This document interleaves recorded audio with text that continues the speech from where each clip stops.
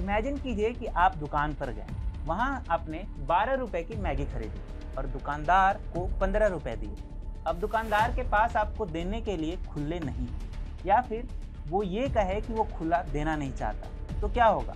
दो ही संभावनाएं हैं, या तो वो कहेगा कि आप बचे हुए पैसे अगली बार ले लेना, या फिर वो आपको बचे हुए 3 रुपए की टॉफी थमा देगा। इस स्थिति का आप में से कई लोगों ने सामना किया होगा, लेकिन क्या 3 रुपए खाते में एडजस्ट करने या 3 रुपए की टॉफी जेब में रखने के अलावा आपके पास कोई तीसरा विकल्प है?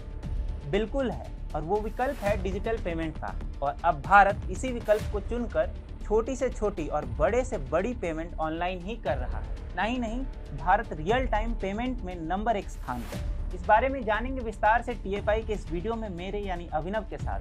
तो चलिए आरंभ करते हैं।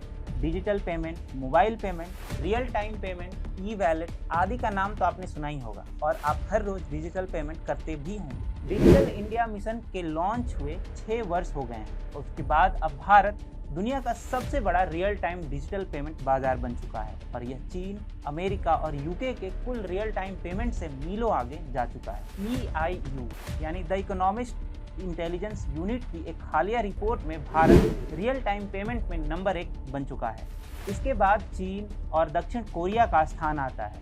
EIU ने 25.5 बिलियन लेनदेन के साथ रियल टाइम लेनदेन की संख्या के आधार पर भारत को दुनिया का नंबर 1 बाजार का दर्जा दिया है।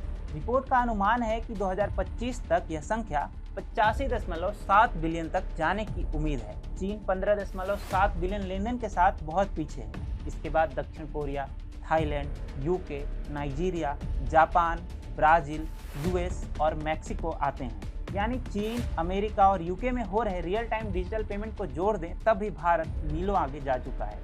यह चीन में 15.7 बिलियन डिजिटल लेनदेन की तुलना में 1.6 गुना और अमेरिका में देखे गए 1.2 बिलियन लेनदेन से 21 गुना अधिक है। यहाँ ध्यान देने वाली बात यह है कि डिजिटल पेमेंट और रियल टाइम पेमेंट में अंतर है। डिजिटल पेमेंट प्रौद्योगिकी पर निर्भर है, वे सभी रियल टाइम पेमेंट की तरह तात्कालिक नहीं होते हैं। रियल टाइम पेमेंट अनिवार्य रूप से डिजिटल भुगतान है जिन्हें तत्काल पूरा किया जा सकता है। यह क्रेडिट कार्ड या डेबिट कार्ड भुगतान से अलग है, जिसे पूरा होने में अधिक समय लगता है।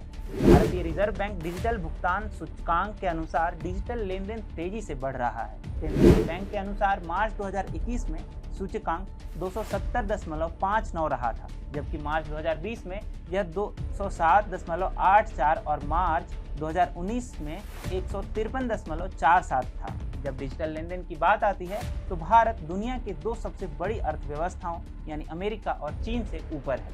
The national payments corporation of India यानी NPCI के नवीनतम आंकड़ों से पता चला है कि UPI ने सितंबर में 7.71 ट्रिलियन रुपए के 4.21 बिलियन लेनदेन किए, जो लेनदेन की मात्रा और मूल्य दोनों में रिकॉर्ड तोड़ प्रदर्शन है। पेमेंट ऐप में गूगल पे से की गई लेनदेन की संख्या नवंबर में 960 मिलियन यानी सबसे ऊपर थी, जिसकी 43% बाजार हिस्सेदारी हो चुकी है। RBI द्वारा जारी पेमेंट एंड सेटलमेंट डाटा की वार्षिक रिपोर्ट से पता चलता है नॉन कैश पेमेंट में डिजिटल पेमेंट की कुल मात्रा 2017-18 के दौरान 92.5% की तुलना में 2020-21 के दौरान बढ़कर 98.5% हो गई थी। इसी तरह मूल्य के मामले में संबंधित आंकड़े 2017-18 में 94.4% की तुलना में 2020-21 में 96.2% है। इसका तात्पर्य यह है कि बैंकिंग प्रणाली पूर्ण रूप से इलेक्ट्रॉनिक मोड में पहुंच गई है। 2025 तक तत्काल भुगतान और अन्य इलेक्ट्रॉनिक भुगतानों के लिए वॉल्यूम शेयरों के 37.1% तक बढ़ने की उम्मीद है। भारत का UPI दर्शाता है कि कैसे एक सक्षम नीति, ढांचा और सहायक विनियम अपनाने से बदलाव हो सकते हैं। आज एक ठेले वाला भी इस ढांचे का इस्तेमाल कर अपने पेमेंट डिजिटली कर रहा है, वह भी रियल टाइम। सरकारी संस्थानों, विशेष रूप से केंद्रीय बैंक यानी RBI ने व्यापारियों के लिए QR कोड और टोल गेट्स के लिए रेडियो फ्रिक्वेंसी आइडेंटिफिकेशन टैग जैसे उपकरणों के उपयोग को प्रोत्साहित किया है। केंद्र सरकार डिजिटल लेनदेन को और भी अधिक बढ़ावा देने की कोशिश कर रही है। इस साल मई में नीति आयोग और मास्टर कार्ड ने connected commerce creating a road map for a digitally inclusive India शीर्षक से एक रिपोर्ट जारी की थी। रिपोर्ट में भारत में डिजिटल वित्तीय समावेशन में तेजी लाने और चुनौतियों की पहचान की गई थी।